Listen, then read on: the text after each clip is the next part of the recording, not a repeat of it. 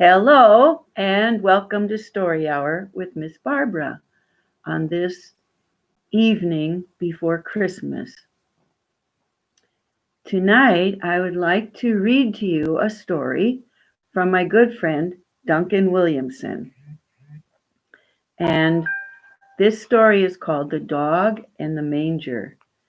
And he has done such a special job of telling this story that I just want to read his words.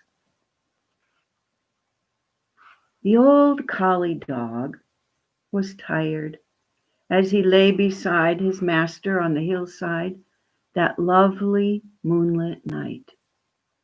His master was a shepherd who watched the sheep all night through, because in those days, long, long ago, there were many foxes and wolves about. The shepherd had two young dogs he'd reared and kept along with the old collie. But he loved and respected his old collie most because he'd had it for many, many years. So they sat on the hillside and the moon rose higher and it was beautiful and the stars were shining. The shepherd turned round and said to the collie, "Old fellow, you must be tired. You ran a lot this morning, more than you should have, and you know you're getting old now. I'm sure there's no use the four of us sitting up here. Why don't you go home and go in the byre and sleep among the hay for the night? It'll make you fresh for tomorrow. And me and your young offspring here will take care of the sheep." Now the old collie dog sat up, his tongue lolling out, and he looked at his master. He understood his language all right. When the master said, "Go home, old friend," he knew what that meant. So he thought to himself, "My master doesn't need me this night, so I'll go home." He really was tired.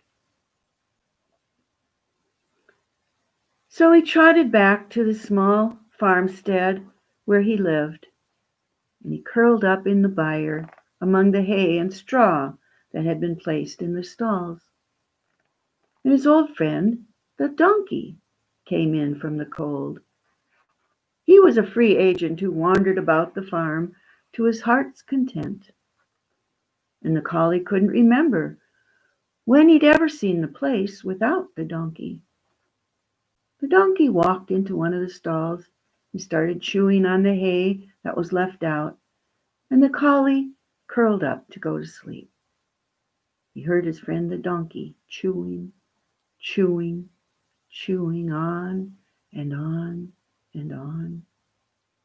Then, a little later, he heard voices coming through the doorway. He wondered, "Is that my master coming home?" And he looked out. It was still dark, but the moon was shining clear, and he thought to himself, "Well, it can't be my master. It's not his time to come in yet. He always comes in at daylight, when the sheep will be safe, because no predators or any kind of wild animals will disturb them during the day." So he was wide awake and sitting in the stall, one down from the donkey, when who should come in but a woman, a young, beautiful woman, and a man with a beard. The collie had never seen these people before, and he wondered who they were. He said to himself, "They must be strangers seeking their lodgings for the night." So the dog curled back up, never said a yelp or a bark. He just watched them. The man took his wife by the hand and led her into the empty stall that had little straw in it. And there was a manger above them for holding the hay for feeding the cattle. But there were no cattle in this byre on this night. The dog sat and he listened. He heard the man talking, and he knew well what they were saying. The man said, "This is where we'll stay. We shall find shelter here for the night," and looked around. "It's only a dog and a donkey. I'm sure they won't disturb us." And he said, "Are you all right, my dear?" "Well," she says, "I'm not feeling very well." And the man rakes up the hay and he places it into a little bed and he says, "I'm sure it will happen tonight." And she says, "I think it will happen in moments." And the collie dog, he's sitting there, and the donkey stops chewing his hay, and all is quiet. And then the man says, "Are you needing any help?" "No," she says, "I'll manage myself. Just you stand there at the stall entrance and see that I have a little privacy for a while." And the man stands there, and he walks back and forth. And the dog lies, never makes a sound, but he hears everything that is going on. And then the next thing the dog hears is crying. Yes, it's the crying of a little baby. And the dog says to himself, "This woman, this human being must be giving birth to a baby right here in the next stall. Well, I've never seen this happen before in our little byre." And he crawled slowly round a wee bit closer, and he peeked round the stall. And sure enough, there was the woman holding up the most beautiful baby he had ever seen. It had long, dark, golden hair, and it was wet. And the husband ran in and he pulled off the covering of cloth, his cloak, and he told her, "Use this." And his wife wrapped the baby in it. She said, "Beautiful child." And the husband said, "We need some place to put him for a wee while." And she said, "Well, there, put some straw in the manger just above where I lie, and put him in there for a few moments." And the husband shook the straw along the manger, and he took this little baby wrapped in his own cloak. He stood naked to the waist, and he put him up in the manger. And the old collie dog was peeking round the stall, and he saw the most beautiful thing he had ever seen in his life. He saw a star shining through the window, and the star seemed to come closer and closer and closer till it shone right above the window. The dog had never seen anything like this before, and he wondered why such a star had come so close. And then he was thinking about his master on the hillside. Did this star disturb his master? But then his thoughts changed because he heard the man and woman talking.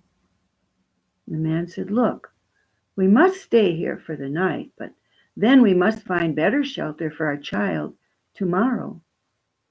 Well, I'm sure he'll be all right here for now. Nothing's going to happen to him. He's a lovely child." And the old dog sat and listened to all they said, and the child never made a sound. Finally, the talking stopped, and the dog fell asleep. But when he awakened early in the morning, he heard a disturbance next to the stall where he lay. This was the man and his wife getting up and taking the child down from the manger. The man says, "I must go to the village to find some help for you. There must be someone who'll give you help." And she says, "Oh, I feel well, husband. I feel lovely." He says, "I know you feel lovely, but still I must find help for you and the child." She says, "Husband, it's a long way to the village." Remember, we passed it on our way through, and they wouldn't give us any shelter, and that's why we ended up here." And he says, "Well, we'll go back with the baby, and when they see the baby, they'll probably give us some shelter." But she says, "Husband, I'm too weak. I can't be walking right now." "Oh," he says, "but don't worry, my dear, don't worry. You'll no need to walk. There's a little donkey, and I'm sure the farmer won't mind if I borrow it for a few hours to take you to the village." So the man walked in and took the rope from the wall, and he put it on the donkey's head. No saddle or bridle or anything. And he lifted his wife up and placed her on the donkey's back. And then he went to the manger and picked up the wee child and put her in his mother's arms. And the old collie's watching all this. He's wondering. He wonders and he wonders. Oh, if his master only knew about this. What a story he could tell. If only he could speak to him. Then daylight came, and the man with the beard, with not a stitch on his chest because his cloak was wrapped around the baby, walked out the doorway, leading the donkey with the woman and the child. And he walked away. The collie had never seen anything like this before in all his life, and he wondered, would he ever see his old friend the donkey again? But he loved that little child, and he wished he had seen him closer. He crawled up in the straw and fell asleep. The next thing he heard was a whistle. His master was back from the hills with the two young dogs, and the shepherd came before them with a large tray of food, and he put the dogs in the byre. Then he walked to his own little cottage beside the farmhouse to have his own breakfast. But the old dog didn't feel like eating. He didn't feel like anything.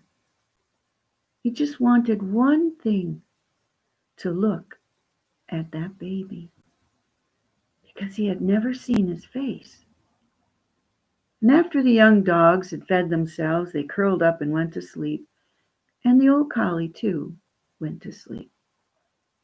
How long he slept, he didn't know, but the next thing he heard was the hoofbeat of his friend, the donkey. Sure enough, there comes the old donkey, all alone. Instead of going to his own stall, he walks into the stall where the old dog is lying.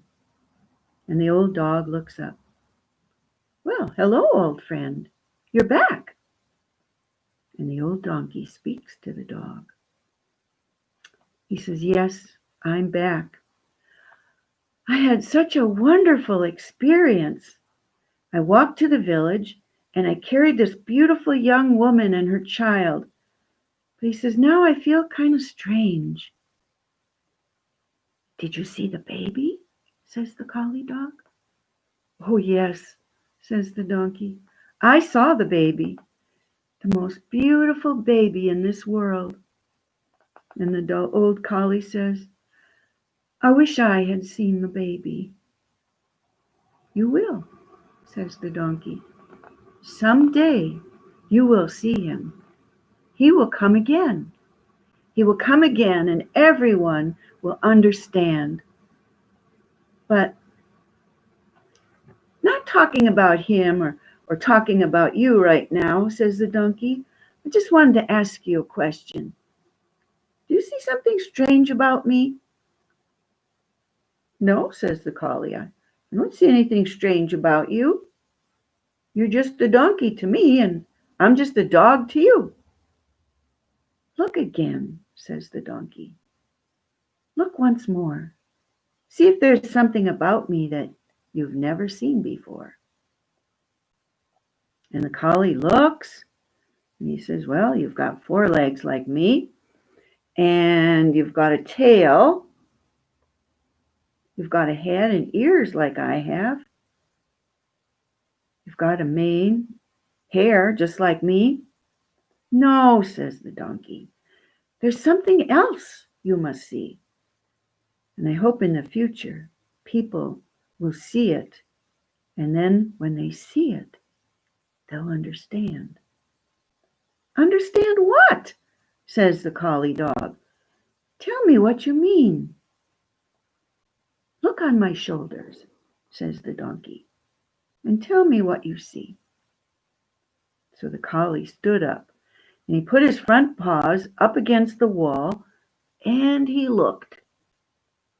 The donkey wasn't very high, and he looked on the donkey's back. And lo and behold, for the first time in his life, across the donkey's shoulders was a cross in black. What is it? Said the collie, who had never seen this before. That, said the donkey, is the mark of the child who was born this night. It was given to me and will remain with me for eternity, until someday he comes and shows his face to everyone. Then maybe I'll see him, said the dog. Maybe I will see him again?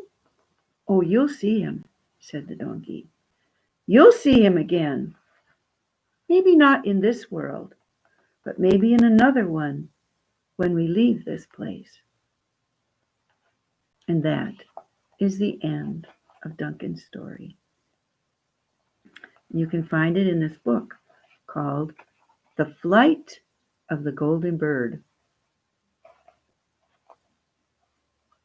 But it's not the end of my song. So I have a little song to share with you that goes with this story.